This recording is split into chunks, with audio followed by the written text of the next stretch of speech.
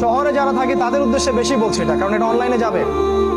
শহর কেন্দ্রিক জীবন ব্যবস্থা ত্যাগ করতে হবে। শহরে আপনি বাঁচতে পারবেন না, টিকতে পারবেন না, শহরগুলো ধ্বংস হয়ে যাবে। আল্লাহ পাক বলেছে ওয়াইম মিন ক্বরিয়া ইল্লা নাহনু মুহলিকুহা ক্বাবলা ইয়াউমিল কিয়ামাহ, কিয়ামতের আগেই প্রত্যেক নগরী আমি ধ্বংস করে দিব, আল্লাহ পাক বলেছে। শহর থাকবে না, প্রত্যন্ত জায়গায় চলে যাওয়ার চেষ্টা করেন, গ্রামের বাসা ওইদিকে প্রজেক্ট করেন, ছোট ছোট মুসলিম কলোনি করে গড়ে তুলতে হবে।